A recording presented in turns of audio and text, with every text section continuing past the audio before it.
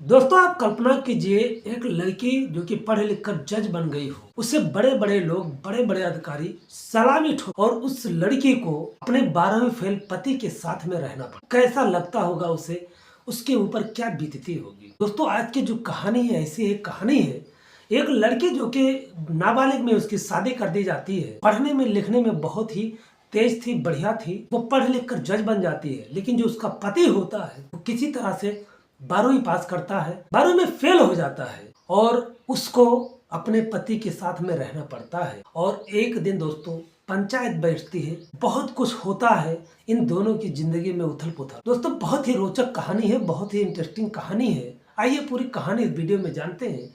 लेकिन वीडियो में आगे बढ़ने से पहले बस एक रिक्वेस्ट है आप सबसे, चैनल पर नए हैं तो चैनल को सब्सक्राइब कर दीजिए, वीडियो को लाइक कर दीजिए ताकि हमारा हौसला बढ़ता रहे। दोस्तों ये जो कहानी है, ये कहानी राजस्थान जिला प्रदेश की है। एक लड़की जिसका नाम अंजू होता है, बहुत ही गरीब परिवार से बिलोंग करती है वो, और उसकी जो शादी है 11 साल की उम्र में कर दी जाती है। उसके पति का नाम शंकर होता है। शंकर जो है वो परिवार से ठीक ठाक था। उसके जो पिताजी होते हैं फर्नीचर का काम करते हैं, फर्नीचर की दुकान होती है उसकी, अच्छे खासे पैसे कमाते हैं। तभी जो है अंजू के पिताजी उसकी शादी वहां पर किए भी थे। लेकिन अंजू जो है पढ़ाई में बहुत ही तेज थी, तर्रार थी। और वही शंकर की अगर बात की जाए तो पढ़ने में उतना ही जाहिल, उतना ही लीचड़ था। दोस्तों अंजू देखते देखते हाई स्कूल में 90% से ज्यादा मार्क्स लाती है और इंटर में भी वो 90% से ज्यादा मार्क्स लाती है। इधर जब वो इंटर पास कर जाती है तो शंकर किसी तरह से हाई स्कूल पास करता है। फेल होते होते वो हाई स्कूल पास करता है। दोस्तों जब वो इंटर पास हो जाती है तो उसके घर वाले कहते हैं, तब तक वो 18 साल की हो चुकी थी, उसके घर वाले कहते हैं बेटा अब हम तुम्हारा गौना दे देंगे, क्योंकि बस हो गई पढ़ाई लिखाई, अब तुम बालिग हो चुकी हो। क्योंकि इंतजार इसी बात का था कि बालिग हो जाएंगे दोनों तो इनका गौना दे दिया जाएगा, दोनों अपनी जिंदगी में खुश रहेंगे, दोनों एक दूसरे के साथ में अपनी जिंदगी बिता। लेकिन जो अंजू होती है अपने माता पिता से रिक्वेस्ट करती है कि अभी मुझे पढ़ने दो, मुझे पढ़ना है। दोस्तों अंजू के जो माता पिता होते हैं कहते हैं ठीक है तुम्हारी बात मैं मान लेता हूँ, लेकिन एक बार तुम्हारे ससुराल वालों से मुझे जरूर पूछना पड़ेगा। अगर वो लोग हाँ कहेंगे तो मैं तुम्हें पढ़ने के लिए जरूर भेज दूंगा, और अगर वो लोग नहीं मानेंगे तो मैं आगे तुम्हें नहीं पढ़ा पाऊंगा, मुझे जबरदस्ती तुम्हारा गौना देना ही पड़ेगा। दोस्तों अंजू जो है मायूस हो जाती है, वो सोचती है उसके ससुराल वाले क्या जवाब देंगे आखिर में। अगर कहीं वो लोग नहीं माने तो मेरी पढ़ाई बंद हो जाएगी। फिलहाल अंजू के जो माता पिता होते हैं वो अंजू के ससुराल वालों से पूछते हैं भाई साहब मेरी जो बेटी है वो आगे पढ़ना चाहती है, आप लोग क्या कहते हैं? अगर आप लोग कहेंगे तो आगे पढ़ाएंगे, नहीं तो उसका गौना आपके यहाँ दे दें। अब दोस्तों जो शंकर के माता पिता होते हैं वो कहते हैं कि भाई साहब ऐसा है, जो मेरा लड़का है वो पढ़ने में बहुत नाकारा है, कम से कम मेरी बहू ही अगर पढ़ लिख लेगी तो मेरे लड़के की जो जिंदगी है वो सही ढंग से कट जाएगी। अब दोस्तों अंजू के माता पिता शंकर के माता पिता से हरी झंडी पाते हैं तो उसे आगे पढ़ने के लिए उसका एडमिशन करवा देते हैं। अब दोस्तों वो LLB करना चाहती थी, LLB में उसका जो एडमिशन है वो जयपुर में करवा देते हैं। जयपुर में वो रह करके पढ़ाई करना स्टार्ट कर देती है। अब दोस्तों वो वहाँ पर हॉस्टल लेती है, हॉस्टल में रहने लगती है और LLB की तैयारी करने लगती है। 5 साल का LLB का जो कोर्स होता है वो होता है। इन 5 साल में लगभग 1 से 2 साल होता है। इस बीच में एक लड़के से उसकी मुलाकात अक्सर हो जाया करती थी। जब वो शाम को लगभग 8 से 9 बजे के बीच में वक्त होता था तो वो कुछ सामान लेने के लिए घर उस हॉस्टल से बाहर निकलती थी। उस बीच में एक लड़का होता था जिसका नाम कुमार सिंह होता है, वो भी LLB का ही पढ़ाई कर रहा था, वो भी उसी बीच में सामान लेने के लिए निकलता था। ये लगभग 1-1.5 सालों तक जब एक दूसरे को देखते हैं, एक दिन जो कुमार होता है वो अंजू से पूछता है आप ये एक बात बताइए, आप इतना ही टाइम सामान लेने के लिए बाहर क्यों निकलती है? अंजू कहती आप भी तो इतना ही टाइम निकलते हैं बाहर, आप क्यों निकलते हैं? वो कहता है दरअसल जो मेरे दोस्त लोग हैं वो सब 5 से 6 बजे के बीच में निकलते हैं और वो लोग कहीं ना कहीं कुछ फालतू काम में फंस जाते हैं, पार्टी वगैरह करते हैं, इसलिए मैं उन लोगों के साथ में नहीं निकलता हूँ, क्योंकि वो लगभग 2-3 घंटे का जो वक्त है वो यूं ही बर्बाद कर देते हैं, और इसके लिए मैं उन लोगों के साथ में नहीं निकलता हूँ। इतना टाइम मैं निकलता हूँ, अपना जो भी साग सब्जी किराने का जो भी सामान होता है और जो भी ज़रूरत की चीज़ें होती हैं, मैं फटाफट आधे घंटे में लेकर के वापस चला जाता। वो कहती है देखो मेरा तो थोड़ा उल्टा है, मैं इन सब चीज़ों से ले नहीं, मैं इतनी रात को इसलिए निकलती हूँ क्योंकि जो सब्जी वगैरह है वो शाम के मुकाबले इतनी रात को थोड़ा सस्ती मिल जाती हैं, या यूँ कहें आधे दामों से कम भी मिल जाती हैं, क्योंकि दुकान बंद करने का टाइम होता है और दुकान वाले यही सोचते हैं कि जितना भी बिक जाएगा उतना ही अच्छा रहेगा, क्योंकि उनको सुबह ताज़ी सब्जियां लानी होती हैं, इसलिए मैं इतना टाइम आती हूँ। कुमार जो होता है वो कहता है आप बहुत ही अच्छी वकील बनेंगी एक दिन, ये मेरा दावा है। धीरे धीरे इन दोनों में बातचीत चलती है। बातचीत जो चलते चलते धीरे धीरे इन दोनों में गहरी दोस्ती बन जाती है। एक दिन दोस्तों जो कुमार होता है उसे अंजू बुलाती है अपने कमरे पर, कुछ उसका सिस्टम गड़बड़ होता है। कुमार उसके कमरे पर जाता है तो देखता है कि अंजू जो है बहुत ही सिंपल तरीके से रहती है। कुमार अंजू से पूछता है, कहता है जहाँ और लड़कियां हैं और बच्चे हैं वो बहुत ढंग से रहते हैं, बहुत उनका खान पीन रहने का तरीका जो बहुत अच्छे तरीके से है, तुम इस तरीके से क्यों रहती हो? तो अंजू कहती है देखो मेरे परिवार वाले ज़्यादा खर्चा अफोर्ड नहीं कर सकते, जितना खर्चा मुझे देते हैं उसी में मुझे सब कुछ चलाना होता है, तो इसलिए मैं दूसरे से अपनी तुलना क्यों करूं और दूसरे से अपना कंपैरिजन क्यों करूं। अब दोस्तों कुमार जो है वो फिर अंजू को 20-25 हज़ार रुपये भी देता है और उसकी समय समय पे मदद भी करता रहता है, जिससे अंजू की जो मुश्किलें थी बहुत हद तक सही हो जाती हैं और उसे पढ़ाई में बहुत सारी सहूलियत मिलने लगती है। देखते देखते एक दिन कुमार का बर्थडे आ जाता है। कुमार जो है वो अंजू को इनवाइट करता है, कहता है आज मेरा बर्थडे है और शाम को अगर हो सके तो जरूर आना।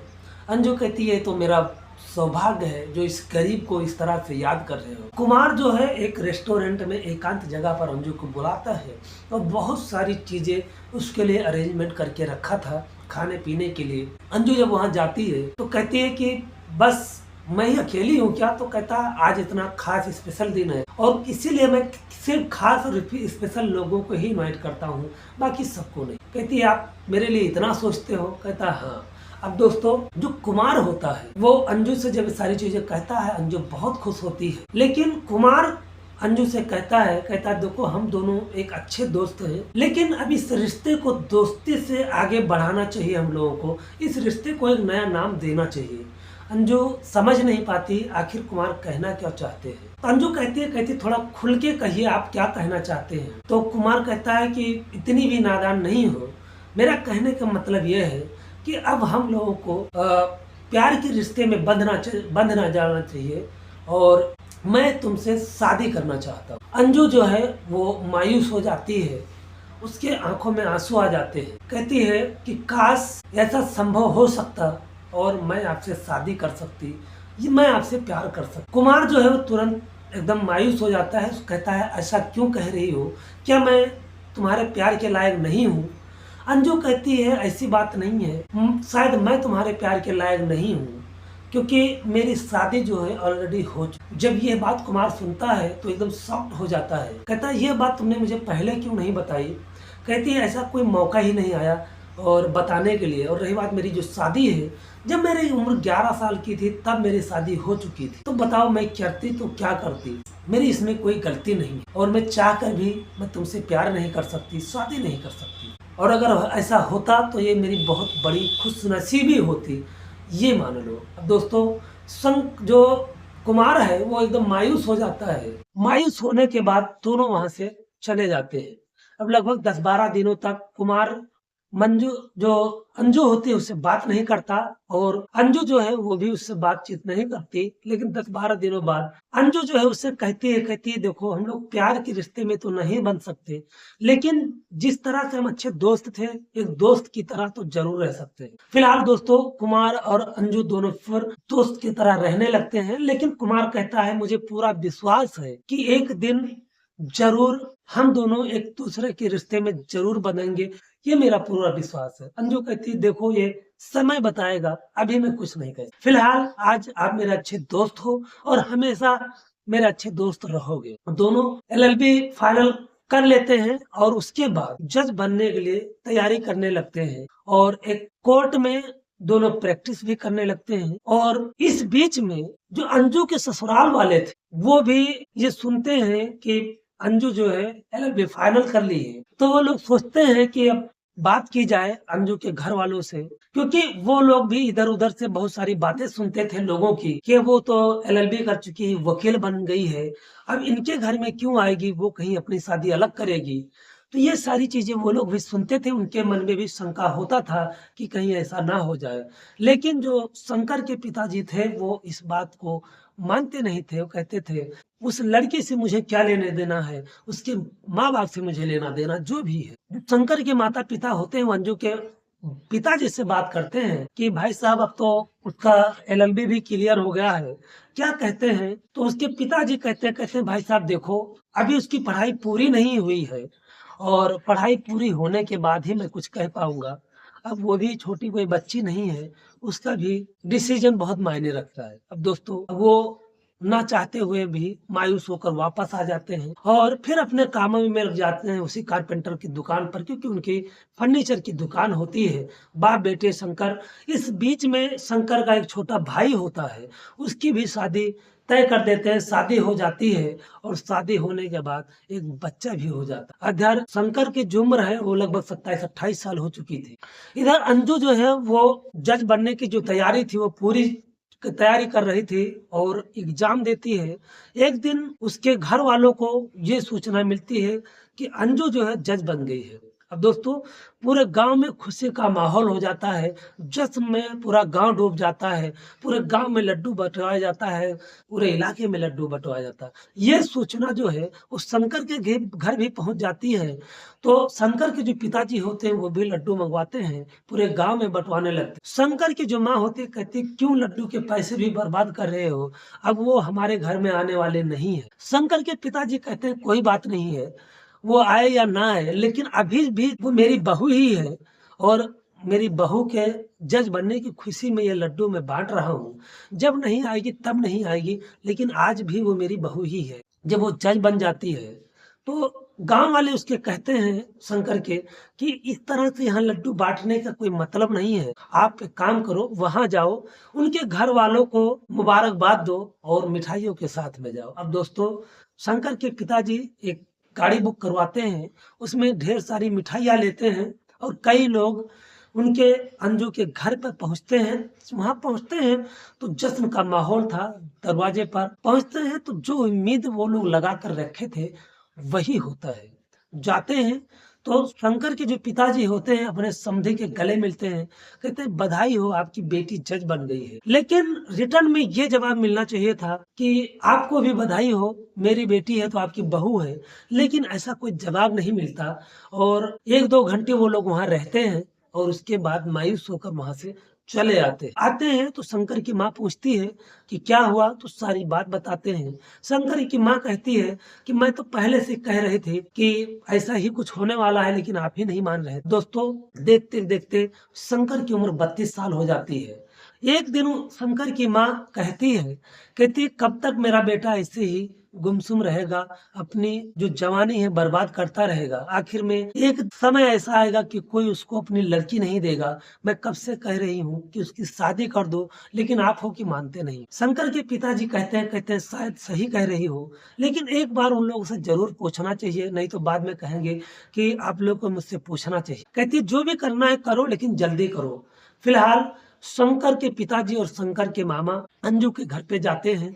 अंजू के जो पिताजी होते हैं उनसे बात करते हैं, कहते हैं भाई साहब अब हमारा भी लड़का है, कब तक बैठा के रखूंगा, इतने सालों तक हमने इंतजार किया, अब आप कुछ जवाब देना चाहिए आपको। तो वो कहते हैं भाई साहब अब हमारी लड़की जज बन गई है, दूसरों की जिंदगी का फैसला वो करती है और उसकी जिंदगी का फैसला मैं कैसे कर सकता हूँ, मुझे उससे ही पूछना पड़ेगा और वो जो भी कहेगी वही हमें मानना पड़ेगा। शंकर के पिताजी कहते हैं ठीक है, मैं उसको तो नहीं जानता हूँ, मैं आपको ही जानता हूँ, आप ही उससे पूछ लीजिएगा, वो जो कहेगी वो मुझे जरूर बता देना। कहते हैं ठीक है कोई बात नहीं। वो लोग चले आते हैं और उसके बाद अंजू से उसके पिताजी इस बारे में बात करते हैं कि बेटा ऐसी ऐसी बात है और कहो तो पंचायत बुला ले, पंचायत में जो भी फैसला होगा वो माना जाएगा। तो कहती कहती नहीं, पंचायत बुलाने की जरूरत नहीं है, एक काम करो, एक समय डेट निश्चित कर लो, उस दिन उन सबको बुला लो और मुझे बता देना, मैं भी आ जाऊंगी और उसके बाद डिसाइड कर लेंगे कि करना क्या। अब दोस्तों एक समय तारीख डिसाइड होती है, उस दिन को शंकर के घर वालों को भी बता दिया जाता है, अंजू को भी बता दिया जाता है। एक अलग जगह पर दोनों लोगों की मुलाकात होती है, अंजू भी आती है। एक बंद कमरे में अंजू बैठी हुई थी, शंकर को भेजा जाता है। शंकर जो है एकदम डरा सहमा सा उस कमरे में दाखिल होता है। जैसे ही वो दाखिल होता है, वो जाकर के अंजू के पांव छूने लगता है। अंजू जो है वो तुरंत घबरा कर खड़ी हो जाती है, पीछे हट जाती है। कहती है आप ये क्या कर रहे हैं? कहता है कुछ नहीं, पढ़े लिखे एक जज का मैं पांव छू रहा हूँ। कहती है आप ऐसा क्यों कर सकते हो? आखिर मैं जज हूँ, लेकिन मैं आपके लिए नहीं हूँ, मैं सबके लिए हूँ, लेकिन आपके लिए जज नहीं हूँ। आपसे तो मैं वादे में छोटी ही हूँ। कहता है ठीक है, लेकिन मैं पढ़े लिखों को बहुत ही इज्जत करता हूँ, पढ़े लिखे लोगों के मैं बहुत सम्मान करता हूँ। वो कहती है अच्छी बात है, सम्मान करना भी चाहिए, ऐसा अगर हर कोई सोचे तो कितनी अच्छी बात। दोस्तों अंजू कहती है बैठ जाओ। जो शंकर होता है बैठ जाता है। कहती है आप क्या चाहते हो? शंकर कहता मैं कुछ नहीं चाहता हूँ, बस इतना ही चाहता हूँ कि आपकी जो खुशी हो उसी में मैं खुश रहना चाहता हूँ। अंजू कहती है ऐसा कैसे? अगर मैं मना कर दूं कि मैं नहीं जाऊंगी तो क्या करेंगे आप? कहता है मुझे कुछ नहीं करना है, अगर आपकी जिन खुशी जो है मुझे मना करने में है तो मैं उसमें भी खुश रहूंगा, और अगर आप किसी और से शादी करना चाहती हैं तो मैं उसमें भी खुश रहूंगा, बस मेरी खुशी इतने में ही है कि आप खुश रहें बस। कहती है कि अगर मैं आपके साथ में जिंदगी बिताने का फैसला करूं तो क्या करेंगे? इस बात पर जो शंकर है वो एकदम उसकी आंखों में आंसू आ जाते हैं और रोने लगता है। कहता है फिर तो मैं अपने आप को इस दुनिया का सबसे खुश नसीब इंसान समझूंगा और मुझसे खुश नसीब और कोई नहीं होगा। अब दोस्तों वो रोने लगता है। अंजू जो है वो उठती है, शंकर को चुप कराती है और उसको अपने गले से लगा लेती है।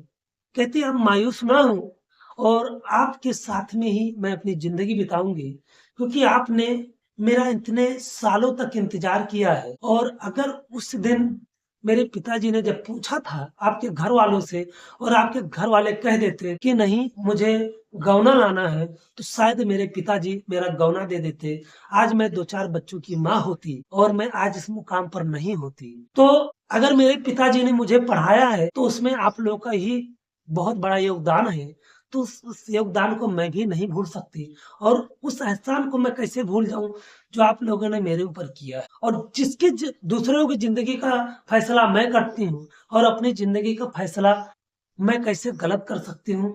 अगर मैंने अपनी जिंदगी किसी और के साथ में जोड़ लूं तो आपके साथ में इतनी बड़ी नाइंसाफी होगी, फिर मेरे जज पद पर रहने का कोई मतलब नहीं। अब दोस्तों वो दोनों बाहर निकलते हैं और जब ये अपना फैसला सुनाती है तो इसकी उम्मीद शायद उसके पिताजी को भी नहीं थी। अब लोग खुश हो जाते हैं और उसके बाद फिर वो वहां से अपने ड्यूटी पर चली जाती है। फिर कुमार से मिलती है। कुमार से मिलने के बाद उसका हाथ पकड़कर कहती है मुझे माफ करना, और हम लोगों की जिंदगी जो है अब न्यायपालिका से जुड़ चुकी है, तो मैं किसी के साथ में अन्याय कैसे कर सकती थी? जिसने 20 साल तक मेरा इंतजार किया हो उसके साथ में अन्याय कैसे कर सकती थी? मैं आपका साथ नहीं दे सकती, बस आप मेरे एक अच्छे दोस्त बनकर रहेंगे। तो दोस्तों अंजू ने जो किया सही किया या गलत किया, आप लोग मुझे कमेंट सेक्शन में जरूर बताइएगा। मिलते हैं कल किसी नेक्स्ट वीडियो में किसी रियल स्टोरी के साथ में। तब तक के लिए जय हिंद, जय भारत, नमस्कार।